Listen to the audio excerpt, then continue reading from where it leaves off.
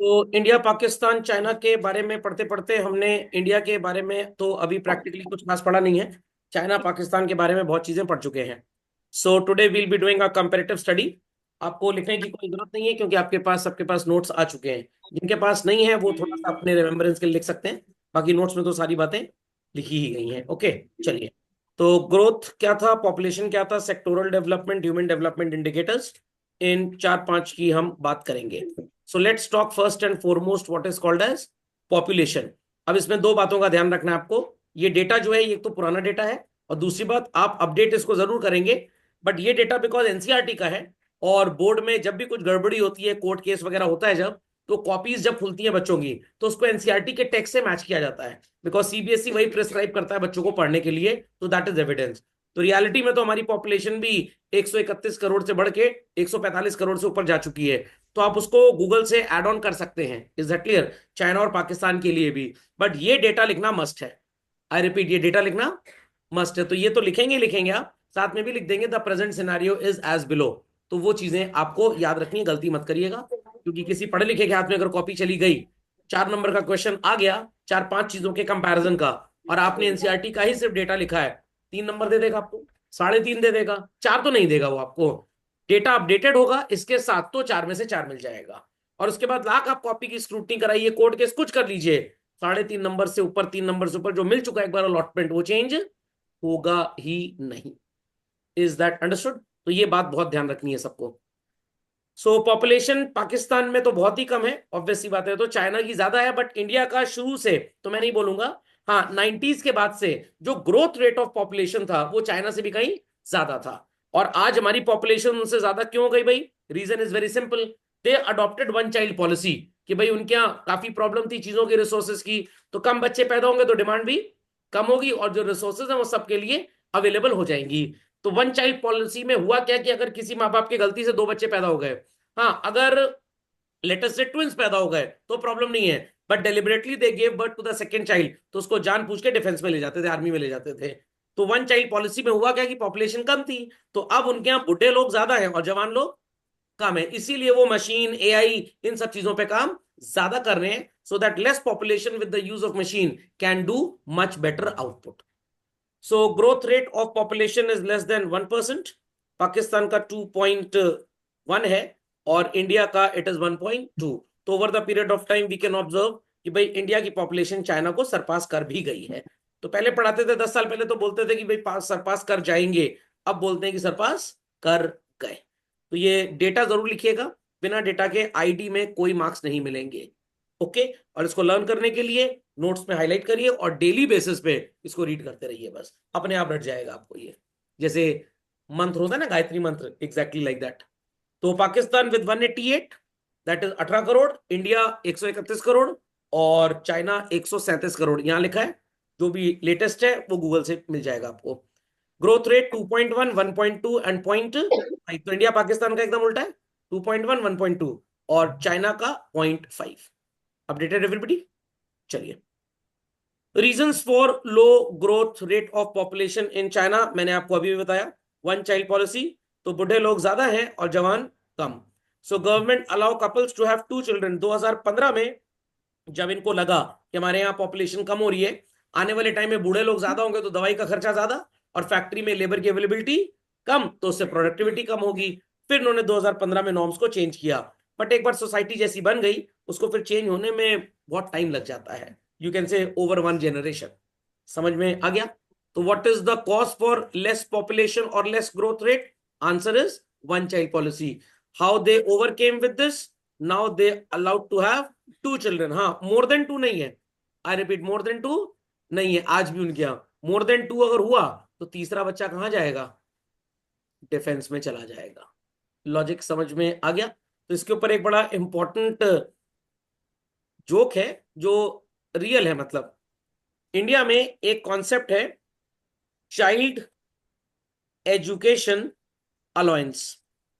एक कॉन्सेप्ट है hostel allowance. ये होता क्या है?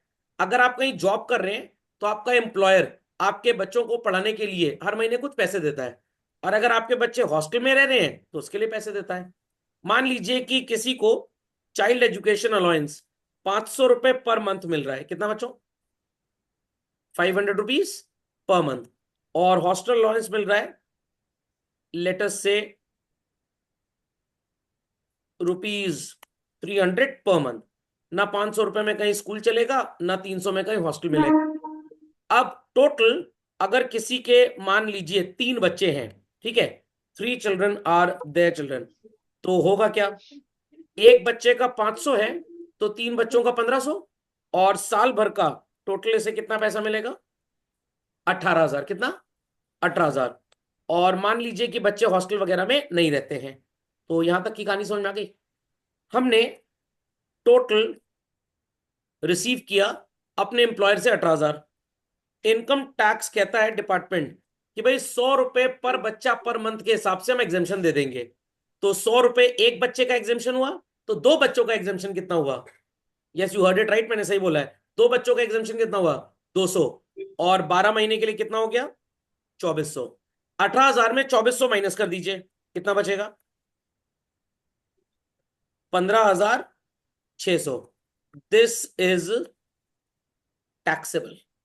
मतलब आपका एम्प्लॉयर आपको 18,000 रुपए देगा, ₹2,400 भारत सरकार आपको छूट दे देगी, आपको ₹15,600 पे भारत सरकार को टैक्स देना पड़ेगा। इतनी बात समझ में आ गई? ऐसा चलता रहा शुरू से इनकम टैक्स में ऐसा है। ₹100 एग्जेम्पशन की वैल्यू तो बहुत कम है, बट हम उसकी बहस नहीं कर सकते अभी। तो एक बार एक चार्टर्ड अकाउंटेंट के पास एक भाई साहब गए, इनका ओरिजिनल नाम तो मेरे को नहीं याद है, बट ये केस ओरिजिनल है, मिस्टर एक्स। तो उन्होंने बोला कि भाई मेरे 3 बच्चे हैं, और एक बच्चे का एग्जेम्पशन ₹100, तो 3 बच्चे का हो गया 300, और 12 महीने का हो गया 3600। मेरे एम्प्लॉयर से मेरे को 18,000 रुपये मिला है, तो 3600 रुपये लेस कर दो, 14,400 रुपये मेरी इनकम में जोड़ दो, ये टैक्सेबल होगा। सीए साहब ने कहा कि भाई एग्जेम्पशन 2 बच्चों तक का मिलता है, 3 का नहीं मिलता। तो बात भी सही है। तो उसने कहा भाई मेरी बीवी की क्या गलती, पहले हमारा एक बच्चा था, thereafter my wife gave birth to twins, अब क्या करें, एक को फेंक आए? कह रहे नहीं, ऐसा तो नहीं माना जाएगा। उन्होंने कहा तुम फाइल तो करो। उस जमाने में manual income tax return file होती थी, और मैनुअली सारी कागजबाजी होती थी। तो हुआ क्या, इनकम टैक्स ऑफिस से उस पर्सन को नोटिस चला आया कि आपने फेक एग्जेम्पशन क्लेम किया है, तो ये अलाउड नहीं है। उन्होंने कहा कैसे नहीं अलाउड है? तो इनकम टैक्स एपलेट ट्रिब्यूनल, मतलब जो इनकम टैक्स ऑफिस के अंदर ही एक छोटा सा कोर्ट रूम होता है, वहां पे इनका केस लगा। इनकी तरफ से इनका चार्टर्ड अकाउंटेंट गया, उनकी तरफ से उनके असिस्टेंट कमिश्नर इनकम टैक्स थे, तो ये बात बोली गई। अब बात तो सही है भाई, इसमें इंसान का कोई दोष तो है नहीं कि दूसरी बात में बच्चे पैदा हो गए। फिर इनकम टैक्स लॉ में जब अमेंडमेंट किया गया, तो ये बात ऐड की गई, if a couple is having 1 child and second time twins, 3 4 5 6 कुत्ते बिल्ली तरह कितने पैदा हो जाए, सब पे एग्जाम्पशन मिलेगा। बट अगर पहली बार में 2 बच्चे पैदा हुए, बाद में अगर एक भी हुआ, तो फिर उस पर एग्जाम्पशन नहीं मिलेगा। Is that clear? चलिए तो आगे चलते हैं। तो उसको याद रखिएगा, यही चीज चाइना में भी है। पहले 1 चाइल्ड पॉलिसी थी 70s में, और उसके बाद भी जो अलाउ हुआ इट इज ओनली 2, 2 से ज्यादा नहीं हो सकते। याद रखिएगा, कल को इनकम टैक्स पढ़ेंगे जब, तो आपके टीचर्स ये आपको एग्जाम्पल जरूर देंगे। समझ गए सब लोग? चलिए, डेमोग्राफिक इंडिकेशन क्या है भाई? कौन सी जगह सबसे ज्यादा पॉपुलेटेड है? चलिए आपके सामने है। पॉपुलेशन तो समझ गए, एनुअल ग्रोथ रेट भी आप समझ गए। पर स्क्वायर किलोमीटर, पर स्क्वायर किलोमीटर जानते हैं? 1 किलोमीटर लेंथ और 1 किलोमीटर ब्रेथ। 1 स्क्वायर किलोमीटर में कितने लोग रहते हैं इंडिया में? 441। पाकिस्तान इज 245। China is 146। इसका मतलब ये नहीं कि चाइना में आपको भीड़ भड़का नजर नहीं आएगा, बिल्कुल नजर आएगा। बट टोटल जो चाइना मेनलैंड और पूरी कंट्री है, वो एरिया बहुत ज्यादा है। 30-40% तो एकदम फालतू पड़ा होगा शायद, इसका कोई काम ही नहीं होगा। Just like Australia, coastal area ज्यादा बसा हुआ है इन लोगों का। तो क्योंकि इनके पास लैंड अवेलेबिलिटी ज्यादा है, तो साइंटिफिक रिसर्च वगैरह थोड़ी इसी वजह से ज्यादा कर सकते हैं। और इंडिया में आप अगर बात करें, तो density of population is very very very high. और ये इसलिए हाई है, इससे आपको क्वेश्चन एग्जाम में बन सकता है, why it is there that density of population in India is very high. तो आप बहुत कुछ लिख सकते हैं इसमें। पहला, overall population is very high, area compared with China is very small, growth rate population is moderate, more than China, less than Pakistan. एक सबसे इंपॉर्टेंट बात बताता हूं बच्चों, ये जो डेंसिटी इतनी ज्यादा है, ये नॉर्थ इंडिया की वजह से है। नॉर्थ इंडिया ज्यादा पॉपुलस है, ज्यादा पॉपुलेटेड है इन कंपैरिजन विद साउथ और ईस्ट और वेस्ट। आप वो असम साइड जाइए, वहां पे प्रैक्टिकली उतनी पॉपुलेशन नहीं है, साउथ इंडिया में इतनी पॉपुलेशन नहीं है, हमारे नॉर्थ में थोड़ी पॉपुलेशन ज्यादा है। सर ऐसा क्यों? वो जो उधर इन्फिल्ट्रेट होके ईयर्स अगो, सैकड़ों साल पहले अफगानिस्तान पाकिस्तान से लोग आए, इधर चाइना से जो लोग आए वो नॉर्थ इंडिया में ही बस गए, आगे वो ट्रैवल किए ही नहीं। इसलिए थोड़ी डेंसिटी ऑफ पॉपुलेशन यहाँ पे आपको ज्यादा नजर आ रही है। ओके, तो प्लीज अपडेट दिस झटपट fast. Let's continue further. So gender ratio की अगर हम बात करें तो कितने लोग शादी कर पाएंगे कितने नहीं कर पाएंगे। इंडिया में compared with 1000 females we have only 929 males, मतलब 71 लड़कों की शादी नहीं होगी। खोपड़े में बात गए, इसीलिए क्लास में आए लड़के कम है, रिश्ता ढूंढने गए हैं। पाकिस्तान में 947 और चाइना में 941। तो ये जाहिलियत हर जगह है कि लड़की बोझ है। मैं तो कहता हूँ कि लड़के का होना बोझ है, और मैं साबित कर सकता हूँ इस बात को। आप बीती बता रहा हूं, शादी के बाद मेरी सिस्टर तो चली गई ससुराल, मैं अपने पिताजी की संपत्ति पे ही हूं। सारे लड़कों का वही हाल है। तो असली बोझ लड़की नहीं है, असली बोझ लड़का है। बॉय गर्ल चली गई, समझ में आ गया। तो अगर आप बोझ की बात करें बहस हो कहीं पे तो बता दीजिएगा असली बोझ कौन है, लड़का है। समझ में आया कि नहीं आया? जिसको बेचारे माता पिता को जिंदगी भर झेलना ही झेलना है। लड़की का देखिए कितना बढ़िया है, 20-25 साल, मैक्सिमम 26-27 आज की तारीख में चली गई, काम खत्म। साल में 3 बार आना, होली दिवाली दशहरा वगैरह वगैरह, 21-51 ले चले जाओ। लड़का जिंदगी भर कुंडली मार के बैठा हुआ है, और प्लस एक और ले आया साथ में, एक दो बच्चा भी और पैदा कर लिया। तो असली बोझ लड़का है, लड़की नहीं है। समझ में आ गया? तो मैंने साबित कर दिया। कभी बहस वहस हो तो इस तरह से आप समझा सकती हैं। ओके, चलिए। और वो जो लड़की की शादी में उसके माता पिता रोते हैं ना, कोई दुख उख नहीं है, खुशी के आंसू थे। गई गई, अब बेटा तुम लोग झेलो, हम तो झेल लिए 20-25 साल। समझ में आ गया? समझ में आ गया? पक्का? चलिए, फर्टिलिटी रेट सबसे ज्यादा कहां पे नजर आ रहा है? पाकिस्तान में। समझ में आ गया? काम धंधा तो है ही नहीं, चलो बच्चा ही पैदा कर लेते हैं, खाली बैठे हैं तो। अर्बनाइजेशन चाइना में सबसे ज्यादा नजर आ रहा है, और लोएस्ट कहां पे नजर आ रहा है? इंडिया में। सर पाकिस्तान में थोड़ा मॉडरेट है, हाँ थोड़ा मॉडरेट है, बट वही है कि आतंकवाद का काम यहाँ ज्यादा है थोड़ा सा, तो कंपेयर तो इन्हीं दो को हम कर सकते हैं। तो इंडिया में urbanisation is practically low. Why? Because people are very very very attached with their families. अगर कोई गांव में रह भी रहा है, वो बेचारा मर जाएगा, 2 रोटी खा के काम चला लेगा, बट अपने गांव की जमीन को नहीं छोड़ेगा। क्यों? अगर मैंने छोड़ दिया मेरे रिश्तेदार हथिया लेंगे इसको। तो इसलिए यहाँ पे उतना ज्यादा अर्बनाइजेशन हो ही नहीं सकता। एक हमारे यहाँ बहुत साल पहले टेनेंट आए थे, बहुत अच्छा पैसा से कमाते थे, हस्बैंड का बिजनेस था, वाइफ की सरकारी नौकरी थी। तो मैंने उनसे पूछा, साल 2 साल जब रह लिए, कि भाई अपना घर क्यों नहीं बनवाते? कह रहे अगर घर बनवा लेंगे तो गांव में माता पिता सोचेंगे कि लड़का चला गया, वो प्रॉपर्टी किसी और को दे देंगे, तो प्रॉपर्टी हाथ से ना निकल जाए, तो इसलिए अपना शहर में घर नहीं बनवाया उन्होंने कभी आज तक। ओके, तो ये एक रीजन इंडिया में अर्बनाइजेशन लो होने का है। पीपल आर अटैच्ड, क्योंकि उनको पता है कि अगर शहर में घर बन गया तो गांव की संपत्ति किसी और को बेच दी जाएगी। तो that's why urbanisation is very very very less यहाँ पे। क्योंकि इंडस्ट्रियल डेवलपमेंट है, जब हम बात कर रहे थे 58 और 60s के चिल्ड्रन, तो यहाँ पे अर्बनाइजेशन कैसे किया गया? एग्रीकल्चर से थोड़ा सा शिफ्ट किया गया और इंडस्ट्रियलाइजेशन की तरफ गए। तो जब एग्रीकल्चर से शिफ्ट होकर हम इंडस्ट्रियलाइजेशन पे आए, तो ऑब्वियस ही बात है हमको गांव से खेत से थोड़ा दूर जाना पड़ेगा। प्लस इंडस्ट्रियलाइजेशन होने की वजह से इनकम जो थी लोगों की वो बढ़ने लग गई। That's why they opted for better living in urban areas. तो ये बातें आपको याद होनी चाहिए। ये चार्ट बना के आपको दे देंगे और पूछेंगे व्हाई और what was the reason for more urbanisation in China as compared with India. तो आप ये सब बातें वहां लिख के आ सकते हैं। समझ गए इस बात को? चलिए, let's proceed further. Gross domestic product, Modi ji परेशान है इसको लेके बहुत ज्यादा, वो परेशान ही रहेंगे बेसिकली।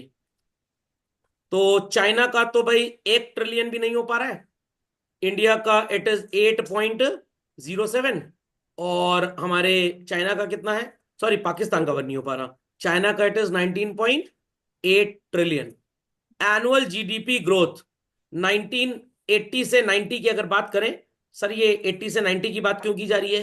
क्योंकि भाई जो भी रिफॉर्म्स आए इंडिया में वो 1991 में आए, वेराज चाइना ने इनको 78 में अडॉप्ट कर लिया था। तो इंडिया का 5.7, 15-17 में 7.3, ये डेटा आप लिख लीजिएगा। अभी रिसेंटली आरबीआई के जो नए गवर्नर बने, तो मैं देख रहा था उनका एक प्रेस नोट था, तो presently they declared the GDP growth of 6.6 for this quarter, that is ये अगस्त सितंबर अक्टूबर वाला 2024 में बच्चों। चाइना का यहाँ पे 10.3 था, अब ये घट के 6.8 आ गया। अब आपसे रीजंस पूछे जाएंगे एग्जाम में कि ऐसा क्यों हुआ। Again one child policy, low population, less availability of labour. Pakistan is 6.3 and here it is 5.3। तो अगेन यहाँ पे 6.3 से 5.3 क्यों गए? More infiltration, more introduction of that terrorist activities and all. दुनिया पे जो इनका विश्वास था वो धीरे धीरे खत्म होता जा रहा है। और इंडिया में बढ़ क्यों गया? क्योंकि employment of foreign domestic investment जो था 2014 के बाद जब मोदी जी आए तो उन्होंने इन सब चीजों को बढ़ावा थोड़ा ज्यादा दे दिया। इस वजह से यहाँ शायद 15-17 का डेटा लिखा गया है। अभी आप कांग्रेस के रेजिम में अगर पढ़ रहे होते तो ये 15-17 का डेटा ही ना होता, डेटा किसी दूसरे ईयर का होता। तो नेतागिरी थोड़ी थोड़ी पॉलिटिक्स सिलेबस में भी चली आती है। दोनों बातें समझ में आ गई? किसकी जीडीपी कितनी है अपडेट कर लिया सबने? लिख लीजिए सब लोग झटपट फास्ट। चलते हैं आगे। सो फाइनल कंक्लूजन अगर आप इन सब की बात करें तो भाई India recorded a moderate increase from 5.7 to 7.3। Pakistan drastic decline, क्योंकि इनकी पॉलिटिकल इंस्टेबिलिटी बहुत ज्यादा है, कभी किसी का तख्ता पलट हो जाए भगवान जाने। चाइना के पास डबल डिजिट ग्रोथ तो था, बट 15-17 में काफी पॉलिसीज इंडियन गवर्नमेंट ने ऐसी बनाई बिजनेसमैन के लिए जो काफी फेवरेबल थी। तो कितनी कंपनीज चाइना छोड़ के बिजनेस इंडिया में सेटअप कर ली। तो क्योंकि गुजराती लोग जो होते हैं वो बड़े बिजनेस माइंडेड होते हैं, तो उनको देश की तरक्की के साथ साथ उसकी इकोनॉमिक तरक्की में ज्यादा भरोसा है। अब मैं ये नहीं कहूंगा कि पुरानी गवर्नमेंट चोर थी या उन्होंने कोई काम नहीं किया, उन्होंने काम किया। लाइक अगर 1951 की बात करें, पहला प्लान जो बना, तो भाई सबसे पहला काम था कि गरीबी मत हटाओ, पहले तो लोगों को खाना पीना दे दो जरा, उसके बाद गरीबी हटाओ। तो उन्होंने एक स्टेबल फैक्टर या स्टेबल प्लेटफॉर्म तैयार किया। तो आई रिपीट, 1990 तक तो हम बस समझ लीजिए घर बना रहे थे। और लोग बात करते हैं कि भाई पुरानी गवर्नमेंट ने 70 साल में किया ही क्या। तो भाई अगर आपके पापा ने एक अच्छा घर ना बनाया होता अच्छी लोकेलिटी में, तो शायद आप उसको सजा भी ठीक से ना पाते। तो ओल्ड गवर्नमेंट्स जो 14 के पहले की थी, they were not practically very very very slow. हाँ कुछ घपले अपले हुए ऐसी बात नहीं है, but again they were creating a base for setup. उसके बाद जब आपकी गवर्नमेंट आई जो कहती है कि भाई हम बहुत अच्छे हैं, पहले वाले एकदम बेकार थे, ऐसा कुछ नहीं है। जब जिसकी जरूरत पड़ी सब अच्छे थे। आईआईटीज, आईएम्स, देन हमारे ये all India institute of medical sciences, ये सब उन्हीं के राज में खुले हैं। तो किसी को हम कंडेम नहीं कर सकते कि दे were bad they are better. अपने अपने भर के काम सबने किए हैं। Is that understood? चलिए तो कॉपी कर लीजिए इसको। चलिए सेक्टोरल इंडिकेटर्स क्या हैं, चलिए देखते हैं भाई किस किस सेक्टर ने कितना कितना ग्रो किया। अब ये मत पूछिएगा सर होटल इंडस्ट्री ने क्या ग्रो किया। तो agriculture, industry and service sector, 52% का कंट्रीब्यूशन था एग्रीकल्चर सेक्टर का। कितना? 52%। अब ये प्रैक्टिकली घट गया और over the period of time क्या बढ़ गया? Service sector. और ये 91 के बाद से इंडिया में ज्यादा बढ़ा है। तो चलिए लेट्स सी सेक्टोरल कंट्रीब्यूशन में which sector contributed how much. चलिए आपके सामने है बच्चों, शेयर इन जीडीपी, कमाई में किस सेक्टर का कितना शेयर था और एम्प्लॉयमेंट में कितना था। एक वर्ड पढ़ते थे ना, जॉबलेस ग्रोथ। ग्रोथ तो हो रही है बट जॉबलेस है। कहने का मतलब जो रिच कम्युनिटी है पैसा वो ज्यादा कमा रही है, या जो भी पैसा कमा रहा है वो कैपिटल इंटेंसिव टेक्निक ज्यादा यूज कर रहा है और लेबर इंटेंसिव कम। ये दो बातें जॉबलेस ग्रोथ में इंपॉर्टेंट है। तो ध्यान दीजिएगा, प्राइमरी सेक्टर इंडिया में 1980 से 2015 तक कितना था बच्चों? 17% टोटल कमाई में कंट्रीब्यूट करते। Secondary sector 30%। ये जो टर्शरी का डेटा 53 है, एक्चुअली 1980 टू 2015 नहीं है, 90 तक, 1990 तक 47 से लेकर प्राइमरी सेक्टर में कंट्रीब्यूशन ज्यादा था और टर्शरी में प्रैक्टिकली जीरो। 91 के बाद से जब इंडस्ट्रियलाइजेशन प्रोसेस बढ़ा तो भाई ट्रांसपोर्टेशन इंडस्ट्री डेवलप हुई, वेयर हाउसिंग डेवलप हुआ, बिजनेस बढ़ा तो बैंकिंग, इंश्योरेंस, टेलीकॉम ये सब बढ़े, तब जाके टर्शरी सेक्टर, सर्विस सेक्टर इतने ज्यादा परसेंटेज पे आया है। तो किसी बुक में अगर आप 47 टू 90 तक का डेटा देखेंगे, 12-13% यहां नजर आएगा, 55% आपको यहां नजर आ जाएगा। ओके, 1991 के बाद से this happen to grow up. China में अगेन एज एवरीबडी नोज उन्होंने शिफ्ट किया फ्रॉम एग्रीकल्चर टू इंडस्ट्रियलाइजेशन, इसीलिए उनका सेकेंडरी सेक्टर मजबूत है तो टर्शरी मजबूत है। और यहां पे आपने देखा होगा जहां जहां पे सेकेंडरी सेक्टर ज्यादा है वहीं वहीं टर्शरी सेक्टर भी ज्यादा है। तो ज्यादा लिंक सेकेंडरी का टर्शरी के साथ होता है, प्राइमरी का नहीं। पाकिस्तान इज 25%, 21% ये आतंकवादियों की सर्विसेज हैं, इसलिए 54% हो गया। बट एम्प्लॉयमेंट कितना मिल रहा है, ध्यान से सुनिएगा, 17% कमाई में हिस्सेदारी है, बट लोग ज्यादा एम्प्लॉयड है। This simply shows disguised unemployment. ये लोगों का एम्प्लॉयमेंट तो यहां पे है, बट कमाई उतनी ज्यादा नहीं है। तो पर हेड कमाई बहुत कम है। यहां पे देखिए, शेयर इन जीडीपी बहुत है, but particularly population employed is less. इसीलिए per person income is more in tertiary sector as compared with children per person income in primary sector. मेरी बातों का मतलब समझ में आ रहा है सबको? चलिए, चाइना में यहां पे 9% था, तो यहां पे बढ़ के हुआ 17.5, और ये 48 से बढ़ के कितना हो गया, 56। तो आप बोल सकते हैं कि भाई चाइना के केस में शेयर इन जीडीपी अगर 9 है, तो इनके यहां भी कुछ ना कुछ डिसगाइज्ड अनएम्प्लॉयमेंट है। ये 48 से 56 हो गया, तो पर है टर्शरी सेक्टर में ही तीनों कंट्रीज में कमाई ज्यादा है। पाकिस्तान 25 से 42, सेकेंडरी सेक्टर वेंट डाउन। जब इतना ज्यादा आतंकवाद, इतना ज्यादा पॉलिटिकल इनस्टेबिलिटी होगी, तो इंडस्ट्रियलाइजेशन पुअर क्यों होगा? इंडस्ट्रियलिस्ट के लिए नेता लोग अच्छी पॉलिसी बना ही नहीं पाएंगे। आई एम नॉट सेइंग कि बनाना चाहते नहीं है, अरे बनाना तो जब चाहेंगे जब कुर्सी बैठेंगे। पॉलिटिकल इंस्टेबिलिटी इतनी है, 5 साल सरकार चल जाती है ना इनके देश में, तो Guinness books of world record वालों को बुलाया जाता है कि भाई हमारी सरकार ने 5 साल कंप्लीट कर लिए हैं, या उस सरकार के प्रधानमंत्री 5 साल सरवाइव कर गए कम से कम, नहीं तो पता लगा 2 साल में प्रधानमंत्री बदल गए। तो जब एग्जाम में क्वेश्चन पूछा था who is the prime minister president of Pakistan, तो बच्चे नाम लिखते हैं, एज एट टाइम लगा देते हैं, 8:32:40। ओके, तो ये रीजन है पाकिस्तान के poor performance of secondary sector का। और ये तो बता दिया, यहाँ टेररिस्ट सर्विसेज भी हैं, तो सर्विस सेक्टर में इनका कोई बहुत ज्यादा रोल था ही नहीं। समझ में आ गई बात? तो लोगों ने सेकेंडरी सेक्टर छोड़ के किसको ज्वाइन कर लिया? टर्शरी नहीं, एग्रीकल्चर। तो लोग एग्रीकल्चर से शिफ्ट होके इंडस्ट्रियलाइजेशन पे आते हैं। पाकिस्तान वाले इंडस्ट्रियलाइजेशन से शिफ्ट होके कहां चले गए? एग्रीकल्चर। उल्टा हो गया। यहां पे भी देखिए आप, ये 17, 30, 53 सबसे ज्यादा ये है। यहां पे भी कंपेरेटिवली ये, सॉरी, यहां पे भी कंपेरेटिवली ये ज्यादा है।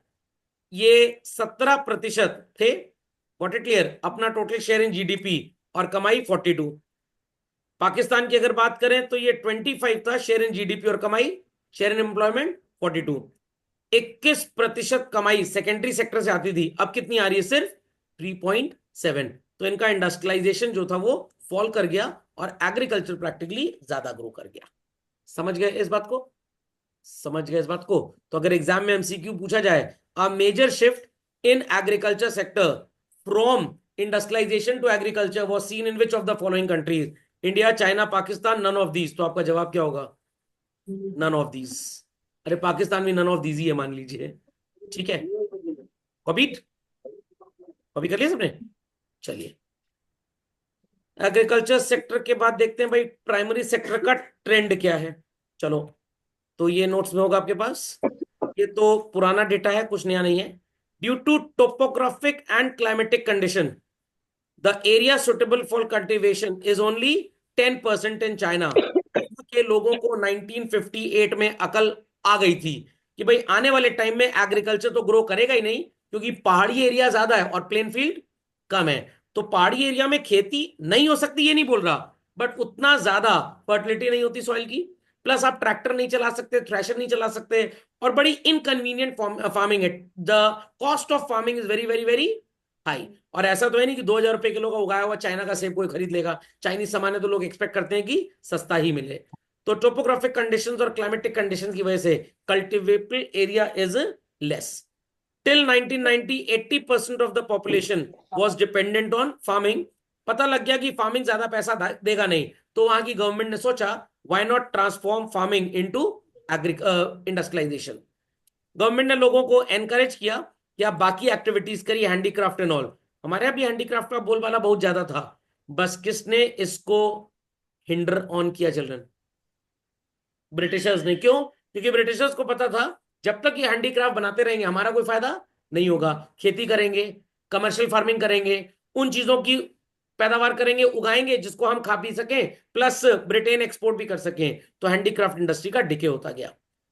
15 to 17, 18% of the workforce was engaged in agriculture, और कंट्रीब्यूशन इन जीडीपी एग्रीकल्चर का कितना था? 9%। तो today China is considered as an industrially developed state. India balanced तरीके से चल रहा है, इंडस्ट्रियलाइजेशन भी है एज वेल एज फार्मिंग भी है। तो सारी बातें समझ में आ गई चाइना के बारे में लोगों को, पक्का? चलिए, तो इसको आप मार्क कर लीजिए, जो इंपॉर्टेंट डेटा है आपके पास नोट्स है उसमें मार्क कर लें। जिन बच्चों के पास अभी नोट्स अवेलेबल नहीं है, what they can do, A B C points लिखकर जो रेड इंक में लिखा है उसको लिख लीजिए कम से कम। Trends in primary sector in India and Pakistan, sir एक ही स्लाइड में दोनों निपट गए, हाँ छोटा ही है ना। कंट्रीब्यूशन 17% बट 43%, अब एग्जाम में ये स्टेटमेंट बन के आएगा। Contribution of agriculture sector to GDP was 17% in India as compared with employment of workforce engaged is 43%, comment upon this statement। तो आप ये बोलेंगे ये disguised unemployment है। disguised unemployment तो जानते ही हैं, more people are employed in comparison with the actual required workforce, सिर्फ इतना लिखने से नंबर नहीं मिलेगा।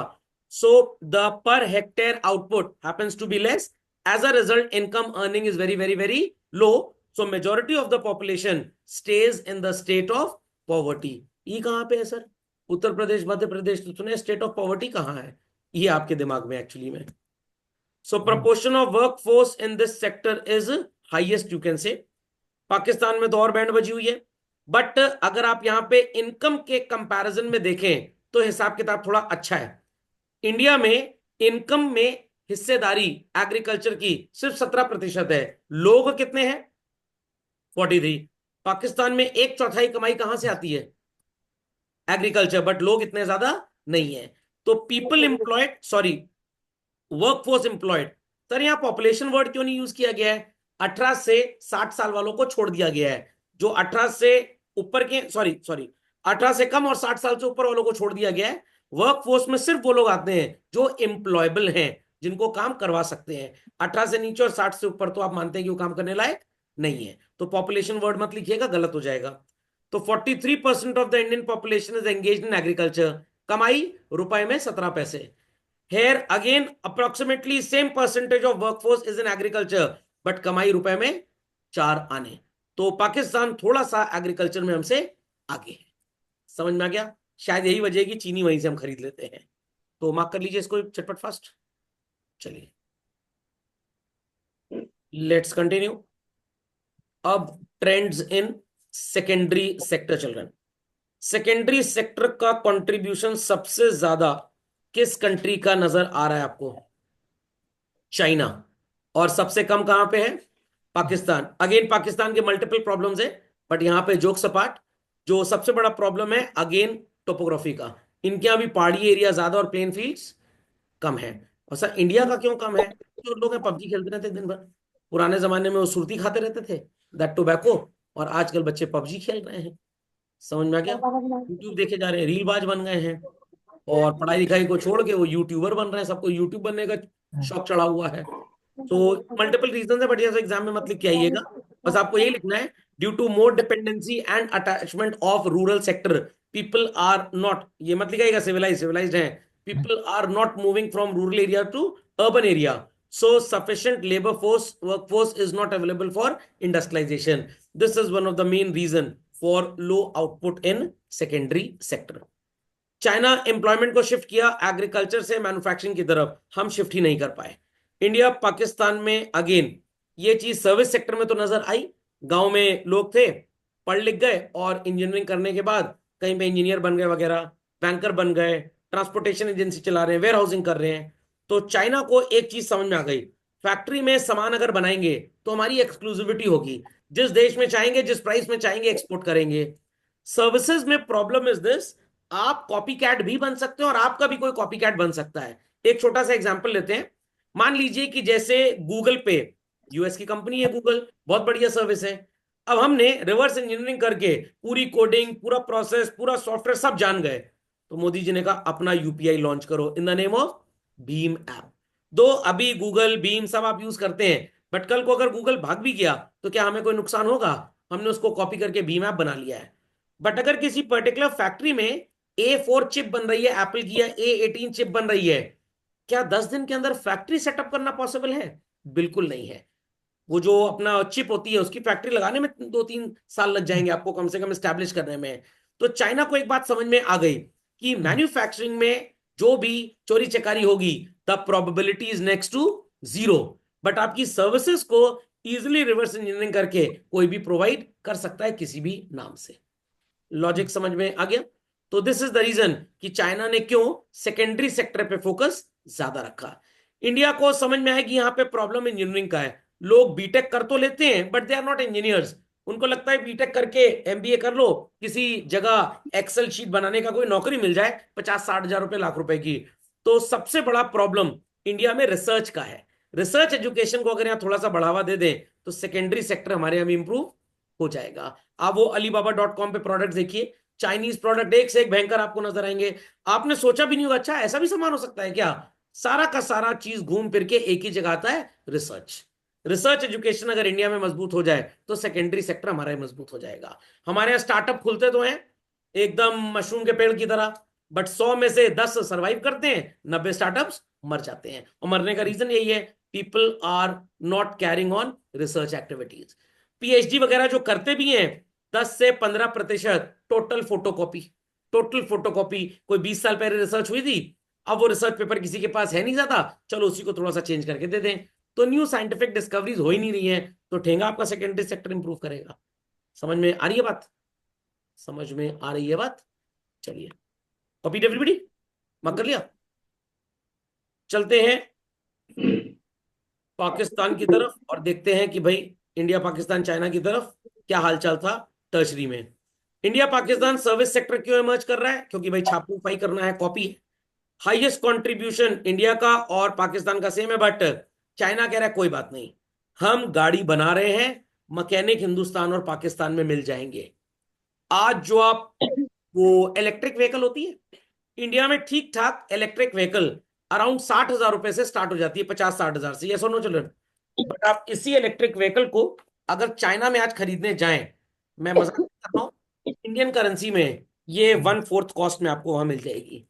ओल्डेस्ट इंडिया में जो इलेक्ट्रिक व्हीकल आई थी बच्चों, दैट वाज यो बाइक। नाम सुना है किसी ने? यो बाइक आई थी सबसे पुरानी। वो उस समय यहाँ पे थी अराउंड 27-28 हजार की। और उसी समय मेरे एक जानने वाले चाइना गए थे, कह रहे वहां पे 6 हजार रुपए की मिलती है। एक चौथाई कॉस्ट है चाइना में। तो सर इतना ज्यादा क्यों है यहाँ पे? इंपोर्ट कॉस्ट, उसके बाद कंपनी का प्रॉफिट। यही अगर हमने खुद बना लिया होता और इसका पेटेंट अपने नाम पे रजिस्टर करा लिया होता तो इंडिया में इसकी मैन्युफैक्चरिंग हो जाती है। आज भी दे आर वेरी एक्सपेंसिव, क्योंकि बैटरी ताइवान से आ रही है, चाइना से आ रही है। हमने बैटरी की टेक्नोलॉजी को अपना पेटेंट कराया नहीं, तो सब कॉपी कर ले, कौन देखने जा रहा है? अरे ऐसा थोड़ा होता है। इतनी टीटी साइन होती है कि पेटेंट अगर वहां पे है और दूसरी कंट्री में अगर उनकी फैक्ट्री नहीं भी है, तब भी आप बिना उनकी परमिशन के उसको इस्तेमाल नहीं कर सकते। तो ढेर सारी ट्रीटीज हैं जो लीगल के बच्चे उन्होंने पढ़ा होगा। विप्पो agreement is there, the Paris treaty is there, उसके बाद वो कौन सा कन्वेंशन है, यूनिवर्सल कॉपीराइट कन्वेंशन है, विप्पो अग्रीमेंट है, ढेर सारे हैं। तो आप दूसरे की छापोफाई इस तरह से नहीं कर सकते। तो अगर हम इंडिया में मान लीजिए इस बॉल पॉइंट पेन को बना रहे हैं, और ये वो वाला पेन है जो वीरू सहस्त्रबुद्धे ने बताया था, एस्ट्रोनॉट पेन, और इसका इंडिया में पेटेंट करा लिया, यूएस में कोई दूसरा बना ले इसको, बट पेटेंट किसके पास रहेगा? हमारे पास ही रहेगा, क्योंकि इंडिया ने और यूएस ने पेरिस अग्रीमेंट साइन किया हुआ है। तो इंडिया में इफ इट इज मैन्युफैक्चर्ड, हमारे नाम पे पेटेंट है, तो दूसरी जगह को इसका पेटेंट नहीं करा सकता। फंडामेंटल लॉजिक इज क्लियर, हम वहां पे अप्लाई करा सकते हैं। लॉजिक समझ में आ गया क्या? थोड़ा बहुत चेंज कराया तो पेटेंट ही चेंज हो जाएगा। जैसे कोविशील्ड दवाई आई थी, इंडिया में 2-3 कंपनी ने बनाई, और उनकी स्पुतनिक है रशिया वालों की, देन वो फाइजर कंपनी है यूएस की, उन्होंने बनाई। तो 80% फॉर्मूला सेम है। अब दवाइयों में क्या होता है, एक प्रोसेस का पेटेंट होता है और एक प्रोडक्ट का पेटेंट होता है। तो भारत बायोटेक वालों ने अगर प्रोडक्ट का पेटेंट करा लिया तो दुनिया में कोई भी कोविड की दवाई बना ही नहीं सकता। बट अगर प्रोसेस का करा लिया तो बना सकते हैं। उन्होंने दूसरे प्रोसेस से वही दवाई लॉन्च कर दी। बट यहां पे एक प्रॉब्लम और भी है, देर आर सर्टन थिंग्स जिनका पेटेंट आप करा ही नहीं सकते। जैसे यूएस की एक कंपनी है, उन्होंने ट्यूमरिक का, हल्दी का पेटेंट फाइल किया था यूएस कोर्ट ने। तो बात यहां पता लग गई, तो हमने रिजेक्शन फाइल कर दिया। तो कि भाई हल्दी कहां का ओरिजिन है? इंडिया का। व्हाट इट क्लियर, ये फसल हिंदुस्तान में पैदा हुई थी सबसे पहले। चाहे लाख आप इससे कोई दवाई बनाइए, कुछ बना लीजिए, तो कुछ चीजें ऐसी हैं जिनका पेटेंट हो ही नहीं सकता है। अब मान लीजिए इंडिया वाले बोले हम सोडियम का पेटेंट कराएंगे, जाओ बेटा, हम जिसको चाहेंगे वो नमक खाएगा, दूसरा नमक ही नहीं खाएगा। तो सॉरी टू से, ये अगेंस्ट ह्यूमैनिटी है। आप इन सब चीजों का पेटेंट नहीं करा सकते। हम हवा का पेटेंट करा लेंगे, ऐसा थोड़ा होता है, क्योंकि सर हमारे यहाँ गाना था बहती हवा सा है वो, तो ऐसा नहीं होगा। कुछ चीजों का पेटेंट अलाउड ही नहीं होता है। लॉजिक समझ में क्या? ऐसा लगे कि भाई जो चीजें किसी को डोमिनेट कर सकती हैं तो those patents are not allowed. तो चाइना वालों के पास अकल थी, अकल हमारे पास भी थी, हम पूरी अकल वहीं घुसेड़ दिया, मंदिर मस्जिद चर्च गुरुद्वारा। समझ में आ गया? खोपड़े में बात गई, कुछ नहीं हुआ। आर्कियोलॉजिकल सर्वे ऑफ इंडिया, हाँ देखो जरा आप सौरभ सर के घर के नीचे वो जो फाउंडेशन है वो क्या है, पता लगा यहाँ चर्च था, नहीं आपका घर ठीक है, आप रही है यहाँ पे। तो हिंदुस्तान इसी पागलपंती में बीता जा रहा है कि 6 7 7 दिन दशहरा मनाएंगे जाहिल की तरह। भैया 2 दिन दशहरा मना लो, 5 दिन फैक्ट्री में काम कर लो। काम नहीं करेंगे भाभी जी, आज व्रत है, आज हम कोई काम नहीं करेंगे। समझ में आ गया? चलिए महीने में एक दिन वो सत्यनारायण की कथा सुनेंगे और पूरे महीने झूठ बोलेंगे, तो क्या फायदा सत्यनारायण की कथा सुनने से भाई? समझ गए भाई? चलिए, तो लास्ट 2 डिकेड्स में आपको समझ में आ गई सारी बातें। Agriculture sector to GDP, workforce तो ज्यादा एम्प्लॉय करता है, बट अगेन हुक्का उड़ाते रहते हैं यहाँ पे खेत में बैठ के, काम कोई है नहीं। चाइना में लोग क्या करते हैं, बुआई कर दी, अब 3 महीने बाद फसल कटनी है, तो चलो 3 महीने बाद चल के फैक्ट्री में काम करते हैं, वापस आएंगे फिर फसल काटेंगे। बीजिंग ओलंपिक्स हुआ था अगर आपको याद हो तो, बहुत पहले की बात है। तो वहां पे जो बूढ़े लोग थे ना, वो कोई अब उठा तो सकते नहीं कोई सामान, तो उनको चौराहे चौराहे पे बैठा दिया गया था, किस पर्पस के लिए? किसी को रास्ता बताना है, वेन्यू बताना है, और उसके लिए गवर्नमेंट उनको पेमेंट करती थी। तो दे आर ऑल्सो एम्प्लॉयबल। हमारे यहाँ लोग क्या बोलते हैं, अब हम बुढ़ा गए, हम किसी काम के नहीं हैं। जहां घर वाले सुने हाँ तुम किसी काम के नहीं हो, चलाओ तुमको मथुरा वृंदावन छोड़ा है। समझ में आ गया? इंडस्ट्रियल सेक्टर चाइना ने भयंकर ग्रोथ रजिस्टर किया। सर्विस सेक्टर इंडिया का ग्रोथ हुआ 90s के बाद, बट वो क्या है सबको असलियत पता है तो बोलने की जरूरत नहीं है। China Pakistan reduced their service sector growth because majority companies shifted to India. और कोविड के बाद तो और बुरा हाल था, क्योंकि उनको पता लग गया कंपनीज को कि भाई चाइना में तो शुरू से IPR are not protected, treaty व्रीटी गई भाड़ झूले में। वॉट इट क्लियर, बनाओ दनादन डुप्लीकेट। चाइना की गवर्नमेंट भी सपोर्ट करती है वहां के लोगों को। ओके, दूसरे लोग अपनी गरज को अपनी मजबूरी को वहां जाते हैं कि भाई वहां पे इंजीनियरिंग थोड़ी इंडिया से बेटर है। बट जब मोदी जी अलग अलग देश घूमे, सेटिंग कराए लोगों की, समझ में आ क्या, तो कंपनीज इंडिया चली आई। Mainly contribution of manufacturing sector made China to be a growing economy. और इंडिया की ग्रोथ किसकी वजह से? Service sector. समझ में आ गया? तो चाइना को समझ में आ गया कि भाई हमारे यहाँ सर्विस सेक्टर टूरिज्म क्यों नहीं ग्रो कर सकता। रीजन नंबर 1, और पता है वो क्या रीजन है? India is the world's only country which occupies most of the English speaking people. Hindi में बोलूं, हिंदुस्तान में जितने अंग्रेजी बोलने वाले नजर आएंगे, सुनाई पड़ेंगे, दुनिया में कहीं नहीं। सर इंग्लैंड, अरे उनकी तो पॉपुलेशन ही लखनऊ और दिल्ली के बराबर है, वहां कितने मिलेंगे? तो इसलिए यहां पे जो लोग बाहर से आते हैं उनके लिए communication becomes very easy. Plus food habits, India में आपको डोसा भी मिल जाएगा। पहले मैं डोसा बोलता था, माय डॉटर सेड पापा डोसा नहीं इट्स डोसा, या इट्स डोसा। मैंने कहा अच्छा माता, समझ में आ गया। तो डोसा भी मिल जाएगा, छोला भटूरा मिल जाएगा, बर्गर भी मिल जाएगा। चाइनीज फूड में चाउमीन पनीर और जीरे वाला ही मिल जाएगा। इनके यहाँ क्या मिलेगा? कुत्ता, बिल्ली, मेढक, छछूंदर। नहीं भाई हमारा पैसा ज्यादा, हम सांप खाएंगे। तो इनके यहाँ फूड इतना पुअर है, सारा कच्चा खाना खाते हैं गैया वाला, एकदम कच्चा बिना पका हुआ। तो इसलिए टूरिज्म इंडस्ट्री इनके यहाँ ग्रो कर ही नहीं रही है। इंडिया में टूरिज्म इसीलिए ग्रो कर रहा है। समझ में आ गया? तो ईयर्स अगो मेरे को याद है, ये बात रही होगी शायद 2010 वर्ष की, मैं ऋषिकेश गया था। लगा कहीं आए हैं धार्मिक जगह पे। अभी लास्ट ईयर, अरे लास्ट ईयर क्या इस ईयर, भाई की शादी थी, कजन की, गए थे। तो लग रहा है कि गोवा चले आए, ऋषिकेश खत्म हो गया है। मैंने कहा वाह वाह, हे गंगा मैया, ये तुमको भी नहीं छोड़े ये लोग।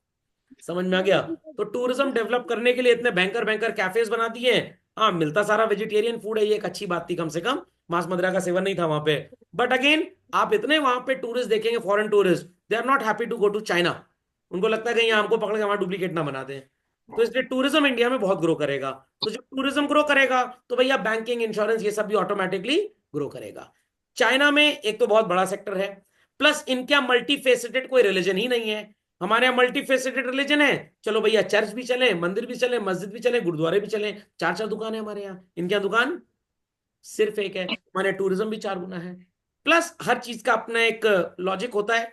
तो चाइना शुरू से स्पेशलाइज कर रहा है मैन्युफैक्चरिंग में। अब अगर वो शिफ्ट करना भी चाहे तो जितना लॉस होगा मैन्युफैक्चरिंग में, उतना टूरिज्म में कवर हो पाए इसकी कोई गारंटी नहीं है। आपने पढ़ा होगा ना opportunity cost principle. Same India को समझ में आ गया, मैन्युफैक्चरिंग में तो कुछ ना खास कर पाएंगे, let us develop service sector, और सर्विस में भी टूरिज्म इनका बहुत डेवलप कर रहा है। तो कपड़ा बनता चाइना में है, रिलायंस वाले उसको खरीदते हैं और इंडिया में बिकने लग जाता है वो। सुनाई पड़ गई सारी बातें, रीजंस आर अंडरस्टूड वेल। चलिए, ह्यूमन डेवलपमेंट इंडिकेटर क्या है? ये आदमी कहाँ का है बताओ, चाइना, पाकिस्तान या इंडिया? इंडिया का है। इंडिया वाले लोग ऐसे दिन में खड़खड़ाक सोते रहते हैं, सवेरा है ना, रात होती तो स्क्रीन ब्लैक होती है। चलिए, ह्यूमन डेवलपमेंट इंडिकेटर्स की बात करते हैं। HDI, ये क्या होता है sir? Human development index. HDI is an important indicator for human development. होता क्या है भाई? Mortality rate. मोर्टेलिटी मतलब कोई भी बच्चा पैदा होने के बाद 1 साल के अंदर अगर मर जाता है तो ऐसे बच्चों की काउंटिंग 1000 के बेसिस पे रेशियो कैलकुलेट करते हैं और उस वैल्यू को क्या बोलते हैं? Mortality rate. मोर्टेलिटी रेट जितना हाई होगा, वर्कफोर्स की लेबर की अवेलेबिलिटी कुछ सालों के बाद उतनी कम हो जाएगी।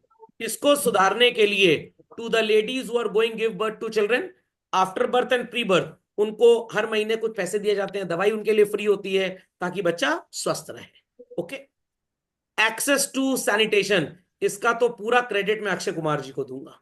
ना टॉयलेट मूवी बनी होती, ना लोग लोटा छोड़े होते। और मोदी जी तो ये भी कह दिए थे, तो सुबह सुबह लोटा लेके जाते हो ना पटरी पे, मैं पटरी पे करंट छुआने वाला हूँ, चढ़ा के उठ जाओ, समझ में आ जाएगा। तो इस स्वच्छ भारत अभियान के तहत सैनिटेशन एक्टिविटी सही हुई। सब पढ़े सब बढ़े, सर्व शिक्षा अभियान, लिटरेसी को बढ़ाने के लिए भी काफी कैंपेन चलाए गए। Life expectancy due to good medicine, और आजकल ये आप देखते होंगे ओपन एयर जिम वगैरह लग रहा है, तो इन सबसे भी लोगों की कसरत वगैरह थोड़ी बेटर हो गई है। मैल नरिशमेंट, मैल नरिशमेंट सरकार की तरफ से नहीं है, ये जो लोग ही बर्गर और खाते रहते हैं इनका थोड़ा है। पहले खाने में खूब मिलावटी फूड आता था, तो इसके ऊपर Food Corporation of India happen to be very very very strict, और उन्होंने छापे पे मारने स्टार्ट किए। एक बहुत पुरानी मूवी आई थी मिस्टर इंडिया, देखी होगी आपने, अनिल कपूर जी की। वो अनिल कपूर जी गैजेट बांध लेते हैं। सर कौन सा गैजेट होता है? ये देखिए मैंने पहना हुआ ना, ये वाला गैजेट था। मिस्टर इंडिया 2 भी आ रही है, तो गैजेट पहन के गायब हो जाते हैं। देखिए आपने मूवी? नहीं देखी? अरे बड़ी अच्छी मूवी, हमारे जमाने की है, खैर देखिएगा आपको अच्छा लगेगा। तो मिस्टर इंडिया मूवी में ये दिखाया गया है कि फॉरेन कंट्री के कुछ लोग इंडियन टॉप प्रोफाइल बिजनेसमैन से मिले हुए हैं, और वो लोग जो राशन बेचते हैं उसमें दाल में कंकड़ वगैरह मिला देते हैं। तो सर अच्छी बात तो है, कंकड़ छाटने के लिए काम मिल गया किसी को कम से कम। अरे अच्छी बात नहीं है, 1 किलो दाल में अगर 200 ग्राम कंकड़ मिला दिया तो 20% प्रॉफिटेबिलिटी तो अपने आप बढ़ गई। तो इस तरह से लोग ये सब काम किया करते थे। तो हेल्थ इंडिकेटर्स ये सारे के सारे होते हैं, एक एक करके मैंने आपको बता दिया। तो mortality rate should be kept very low, access to sanitation, literacy, life expectancy should be very very very high, और मैल नरिशमेंट, मिलावटी खाना, शुड बी वेरी लो। सुनाई पड़ गया व्हाट इज ह्यूमन डेवलपमेंट? चलिए, तो देखते हैं कि भाई क्या है इन सब की कहानी हमारी जुबानी। सबको नजर आ रहा है भाई? नोट्स में सबके पास होगा, those have connected the class online they can take the screenshot. चलो, ह्यूमन डेवलपमेंट इंडेक्स इंडिया का 0.64, ये 1 अगर है तो समझ लीजिए आप स्वर्ग में है, स्वर्ग में। चाइना पे 0.75 और पाकिस्तान में क्या है? 0.562। तो सबसे ज्यादा लोग दुखी कहां पे हैं? चाइना में। और सबसे ज्यादा खुश कहां पे हैं? सॉरी, दुखी पाकिस्तान में, खुश कहां पे बच्चों? गलत जवाब, इंडिया। जुगाड़ कॉन्सेप्ट तो यहां लिखा ही नहीं है। Got it? Rank, India 130th rank में आता है। ये कितनी कंट्रीज का सर्वे, थोड़ा एनसीईआरटी पढ़ना पड़ेगा आपको। China ranks at 86 and Pakistan at 150। Life expectancy, यहां लोग खूब बूढ़े हैं। क्यों? साइकिल वगैरह चलाते हैं, बर्गर खाते हैं, इनका टेरेन ऐसा है पहाड़ी एरिया टाइप, इनको सब डाइजेस्ट हो जाता है। हमारे यहाँ बर्गर की तरह पेट फुलाए फुलाए घूमे जा रहे हो, समोसा खाएंगे तिलहा एकदम। 3 पैर की तितली नहा धो के निकली, बताओ क्या आंसर है? Samosa. Air life expectancy is very less, ये तो खुद ही टेररिस्ट बन जाते हैं ना सही बोमर्स। मीन स्कूलिंग ईयर्स 15 से ऊपर, एवरेज 15 साल से ऊपर के 6.5% बच्चे यहाँ स्कूल जा पाते हैं। यहाँ पे 7.8, और यहाँ पे क्या सीखते हैं? ये मदरसे में जाते हैं, स्कूल स्कूल नहीं जाते हैं, और वहाँ आतंकवाद बनने की ट्रेनिंग लेते हैं लोग। ठीक है, मतलब I am not against any religion, ऐसा कुछ मत समझिएगा। और यहाँ पे क्या करते हैं? स्कूल जाके क्लास से बाहर रहते हैं। यहां पे बच्चों ये प्रॉपर स्कूल नहीं जाते हैं, ध्यान दीजिएगा। Vocational education, I repeat it is vocational education, learning by doing the working. समझ में आ गया? इंडिया में पता लगा टीचर ने ज्यादा असाइनमेंट दे दिया है, सर हम रेस में पार्टिसिपेट करने जा रहे हैं, सर हम मार्च पास्ट में पार्टिसिपेट करने जा रहे हैं, भाला फेंकने जा रहे हैं। यहां ऐसा कुछ नहीं होता। जीडीपी $6,427 पर पर्सन पर एनम, 5,035, ये तो भीख में पैसा मिलता है इन लोग को, इसलिए थोड़ा ज्यादा लग रहा है। Okay, 15,309 industrialisation. People below poverty line 60%, 23.5% and 46.4। Infant mortality rate, 1,000 बच्चों में 34.5 मर जाते हैं एक साल के अंदर, 64.5 पैदा भी कुत्ते बिल्ली की तरह होते हैं। Is that clear? क्योंकि फर्टिलिटी रेट इनका 2.1 था, यहां पे 8.5। कम पैदा करोगे तो मरेंगे भी कम, ऐसा नहीं है। इनके यहाँ जो हेल्थ नॉर्म्स है बड़े अच्छे हैं। मैं आपको पता है इंडिया की एक बदमाशी बताता हूं, वर्ल्ड हेल्थ ऑर्गेनाइजेशन बोलता है only 4 to 5% deliveries should be done by operation of a lady giving birth to child, 95% normal deliveries होनी चाहिए। हमारे देश में इतने चोर हैं डॉक्टर, इतने चोर हैं, नाड़ी फंस गई है बच्चे के गले में। ये 95% बच्चे में पता नहीं कौन सी नाड़ी फंसे जाती है, क्या पागलपंती है भाई। Is that understood? तो इसलिए ये जाहिलपना हिंदुस्तान में है, और ये भी एक वजह है बच्चों इन्फेंट मोर्टेलिटी की इंडिया में। Got it clear? समझ में आ गया? Maternal, sorry sorry, I made a mistake, मेरे को ये बोलना था, मैंने ऊपर बोल दिया। मेटरनल मोर्टेलिटी ये क्या होता है? लेडी वाइंग giving birth to a child dies. क्यों? क्योंकि उसके घर वाले उसका ठीक से ख्याल नहीं रखते। समझ में आ गया? First 9 months are very peculiar, खाना पीना खिलाएंगे ही नहीं। बहू है बोझ समझ लिया, असली बोझ तो उसका बेटा है, जो किसी कर्म का नहीं है, किसी लायक का नहीं है। समझ में आ गई बात? सो चाइना में वेरी लेस पीपल डाई, और रीजन इज कि भाई हेल्थ कॉन्शियस होते हैं थोड़ा। पॉपुलेशन यूजिंग इंप्रूव्ड सैनिटेशन 75%, ये सब खेत में जाते हैं, कलर भी इनका ग्रीन है, और ये पटरी बैठे हुए हैं। सस्टेनेबल इंप्रूव्ड वाटर रिसोर्सेज 94, 96, 91, इनके यहाँ पानी सही में साफ है, इनके यहाँ पता नहीं है कि नहीं साफ, भगवान जाने। ये सब आरओ लगा हुआ है, सब झूठा रिपोर्ट है, और आरओ का पानी पीने के बाद आपकी पेट की समस्याएं चालू हो जाती हैं, क्योंकि आपको नेचुरल नहीं मैन मेड मिनरल्स मिलते हैं। ठीक, तो जो लोग हैंडपंप का पानी वो गांव वगैरह में पीते हैं ना, स्टिल वो बहुत स्वस्थ हैं। Percentage of under nourished children only 8.1, Pakistan में 46.4, इंडिया में 37.9। मोमोज चाउमीन ये सब खाएंगे तो अंडर नरिश तो कहलाएंगे ही कहलाएंगे। समझ में आ गया? अब बच्चे कहेंगे सर इतना कैसे रटें? भैया अब रटना तो पड़ेगा, अगर एग्जाम में 98 99 चाहिए तो। कहीं एमसीक्यू में पूछ लिया गया तो हालत खराब हो जाएगी। ओके, तो बहुत डिफिकल्ट नहीं है, तो 4-10 बार पढ़ेंगे आ जाएगा। चीजों से लिंक कर लीजिए। 6,427 रुपए आपकी पहली कमाई थी, 64% नंबर आता है, लोग अच्छा सोचते हैं। 75 से ऊपर 78 पे डिस्टिंक्शन आता है, 86 पे अच्छे कॉलेज में एडमिशन मिल जाएगा, तो 8.6 कर लीजिए उसको। ठीक, रटना तो पड़ेगा, इसीलिए बोलता हूं पढ़ना सबसे डिफिकल्ट काम है, पढ़ाना उसके बाद। So the final conclusion, in India has a largest share among poor 3 countries, ahead of India Pakistan, क्योंकि इनकी पॉपुलेशन कम है तो लोग भी कम है, and China is moving ahead of India and Pakistan. ये पॉलिसी चेंज हो जाएगी 2-4-5 साल में, बट अगेन पाकिस्तान को तो हम सरपास कर ही चुके हैं। चाइना के बहुत ज्यादा बराबर आ जाएंगे, बट चाइना को सरपास करना is practically very difficult, very difficult. क्योंकि सिर्फ और सिर्फ काम करके आप अच्छे नहीं बन सकते, थोड़ा नाम भी होना चाहिए। इंडिया को कभी परमानेंट मेंबरशिप यूएन वगैरह में मिलने ही नहीं वाली, वो दादागिरी हमेशा China, Russia, Japan, US, France इन्हीं के पास रहेगी। तो आप कितना भी अच्छा कर लें, जब आपको टोपी नहीं पहनाई जाएगी तो आप अलग से नजर भी नहीं आएंगे। Okay, appraisal of development strategies, मतलब डेवलपमेंट स्ट्रेटजी किसकी कितनी अच्छी थी और किसकी कितनी खराब। सो एक एक करके समझते हैं। इकोनॉमिक रिफॉर्म्स चाइना ने कब इनिशिएट किए बच्चों? 1978, पाकिस्तान 1988 एंड इंडिया 1991। अब मैं ये नहीं मानता, बुक मानती है इस बात को, बहुत लेट स्टार्ट किए हैं ना, हो जाएगा अच्छा, ऐसा कुछ नहीं है। जापान का नाम आपने सुना होगा, हिरोशिमा नागासाकी के ऊपर एटम बम फेंके गए थे, क्या पूरी तरह से बर्बाद हो गए? बिल्कुल भी नहीं बर्बाद हुए हैं। What it clear? तो ऐसा नहीं है, जिसको तरक्की करनी है, इसको काम करना है करना है, बहानेबाजी कोई नहीं है। यहाँ तो टीचर ने बोल दिया प्रोजेक्ट बना के ले आना, पता लगा ठेके पे बंटी भैया से बनवा लिए, संजू चाचा से बनवा लिए। SUPW की फाइल यहाँ बच्चों की मम्मी लोग बनाती हैं और सामान पापा खरीद के लाते हैं, ग्रेड बच्चों को मिलता है। पूरे मोहल्ले में माता जी बोलती हैं मेरे बेटे को A+ मिला है। गलत जवाब, ये आपको A+ मिला है, बेटे को तो 0 ग्रेड मिला है। समझ में आई बात कि नहीं आई बात? China did not have any compulsion to introduce reforms as dictated by world bank. World bank ने बोला कि अगर दो कंट्रीज आपस की मेंबर हैं और दोनों के बीच में इंपोर्ट एक्सपोर्ट सुधारना है तो दोनों को कस्टम ड्यूटी कम करनी पड़ेगी। चाइना बोला जाओ भाड़ में, हमें जो सही लगेगा हम वही करेंगे। तो इन्होंने रिफॉर्म्स का कंपल्जन क्यों नहीं लिया? सेल्फ रिलायंस थे भाई, इनके पास आउटपुट की कमी नहीं थी। हमारे जैसे भिखारी देश और महाभिखारी नेता अपनी पॉलिसी बनाने की बजाय फॉरेन कंट्रीज से, सॉरी कंपनी से घूस लेते थे। अभी फाइजर कंपनी ने भी काफी डोमिनेट करने की कोशिश की इंडिया को, बट मोदी जी बोले, वो कौन सा था, क्या नाम है उसका भाई, भारत बायोटेक वाले आदमी का, पूना वाला, बंबई वाला, इलाहाबाद वाला, प्रयागराज वाला, हाँ क्या नाम है, पूरा नाम बताइए जरा, पूना वाला क्या, हाँ उधार पूना वाला, आधार पूना वाला, कि भाई दवाई तो तुम ही बनाओगे।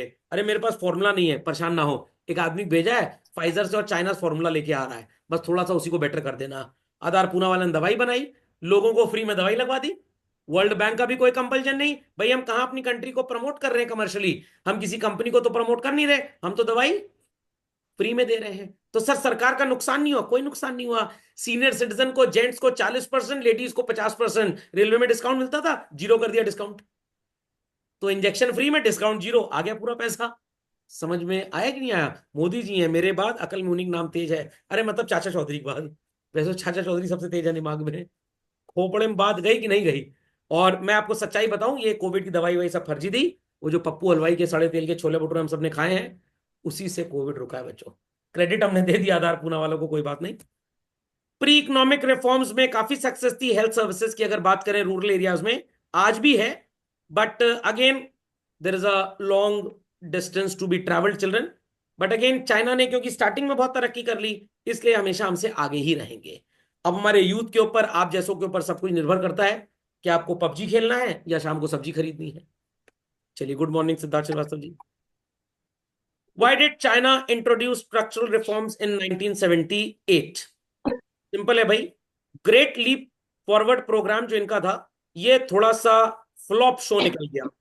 कहने का मतलब, जो इन्होंने प्रोग्राम बनाया था कि भाई एग्रीकल्चर में कोऑपरेटिव फार्मिंग कराएंगे, कम्युनिटी सिस्टम चलाएंगे और लोगों को इंडस्ट्रियलाइजेशन की तरफ बढ़ाएंगे, उतना ज्यादा बढ़ा नहीं पाए। तो इसलिए सोचा कि भाई कुछ और करना पड़ेगा, FDI वगैरह को थोड़ा इंप्रूव करना पड़ेगा। और हमारे यहाँ जो नुकसान का लॉजिक था, वो एक तरह से हमारी पॉलिटिकल ब्यूरोक्रेसी भी थी। इतना प्रोडक्टिव सोचता भी है, पार्टी कहती है हम सपोर्ट खींच लेंगे, हमको इतनी ब्राइब दो, हमको इतनी डोनेशन दो। So growth rate land reforms का बहुत लो था, बिकॉज सेल्फ थे, बट फॉरेन टेक्नोलॉजी इन्होंने बहुत देर में इंट्रोड्यूस की। इट वॉज डिसेंट्रलाइजेशन, जो होना तो चाहिए था बट हो नहीं पाया।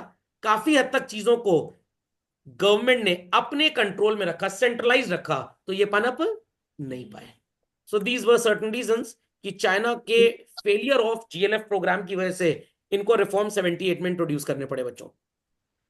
So post reform period, investment infrastructure में बढ़ा, एजुकेशन हो, हेल्थ हो, लैंड रिफॉर्म्स हो। आप विश्वास नहीं करेंगे, इंडिया में जिस जमाने में 100 यूनिवर्सिटीज भी नहीं थी, China had 900+ universities.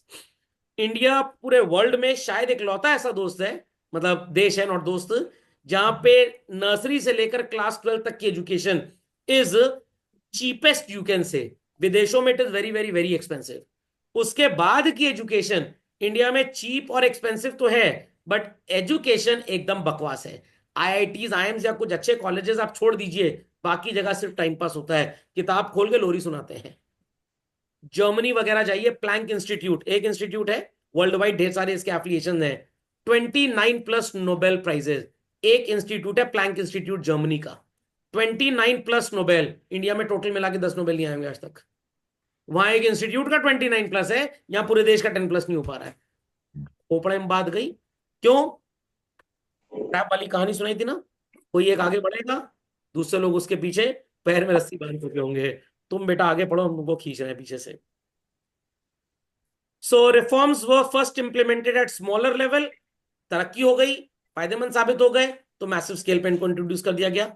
Experimentation was enable to review the economic, social and political cost, कि भाई जितनी लागत हमारी आ रही है उसके बेसिस पे हमें एडवांटेज हो रहा है या नहीं हो रहा है। It created conditions for growth in rural industries, वो एक आपको मैंने बताया था ना, फैक्ट्रीज अपने बैकयार्ड वगैरह में स्टैब्लिश कर लीजिए। तो ये चीज चाइना ने तो फॉलो की, बट इंडिया में फॉलो नहीं हो पाई। छोटा बिजनेसमैन कुछ अच्छा कर रहा है, बड़े बिजनेसमैन का नुकसान हो रहा है। किसी बड़े होटल के सामने आपने एक ढाबा खोल दिया, ढाबे का फूड ज्यादा अच्छा है, more people are coming there, hotel वाले ने सरकारी तंत्र के फूड डिपार्टमेंट को कंप्लेन कर दी। वो लोग चले गए उस रेस्टोरेंट में, तुम्हारा फूड लाइसेंस का है साहब जी? वो तो है नहीं, चलो लगाओ ताला। चाइना में ऐसा नहीं था। समझे इस बात को? समझे इस बात को भाई? चलिए, हाउस होल्ड रेफ्रिजरेटर 1985 में 100 में से चाइना में एक घर में था, 2003 में 46। कलर टेलीविजन सेट 4 लोगों के पास था, यहां पे 6 के पास नहीं है। वॉशिंग मशीन एक के पास थी, 41 के पास नहीं है। Higher education 3 million students, 11 million. Fixed और मोबाइल टेलीफोन 63 मिलियन। 85 में मेरे को तो थोड़ा कम याद है, 1979 में हमारे घर में पहला लैंडलाइन आया, और मोहल्ले में उस जमाने में 4 लैंडलाइन फोन थे मोहल्ले में। कितने? मोहल्ले में 4। और इनके यहाँ कितने थे? 63 मिलियन। 2003 में 533। लेंथ ऑफ पेव्ड रोड्स, खैर उस समय गडकरी जी नहीं थे इंडिया में, गडकरी जी होते तो हमारा रिकॉर्ड भी अच्छा होता। सीवर पाइपलाइन, लोगों को जब खेत में जाने से रोकोगे तब सीवर पाइपलाइन की जरूरत पड़ेगी। इतना अमित है हमारी सोसाइटी में, इतना अमित है कि कोई इंसान वॉशरूम गया, अगर कुछ परिवारों में आज भी चलता है, पहले नहाओ पूरा, जैसे कमोड के अंदर चला गया था वो, और वहां से सीवर के थ्रू ट्रेवल करके आ रहा है। घर के बाहर ही बाथरूम होगा, अंदर होगा ही नहीं। ज्यादा जानकारी के लिए टॉयलेट मूवी देखें। समझ में आ गया? पक्का?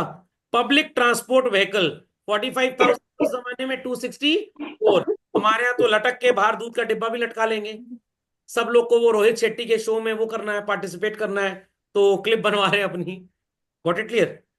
तो चाइना ने तरक्की इस तरह से की, इंडिया ने भी की, कम की थोड़ी सी, कोई बात नहीं। पाकिस्तान, इसको तो मैं देशी नहीं मानता। 1980 ग्रोथ एंड जीडीपी डिक्रीज हो गया इनका बेचारों का, क्योंकि दूसरी तरफ चले गए बेचारे। समझ में आ गया? इन्होंने लोगों को अलग ट्रेनिंग दी, जन्नत मिलेगी, तुम बम बम लगा लो, बेल्ट में बम लगा लो, एंड ऑल दैट।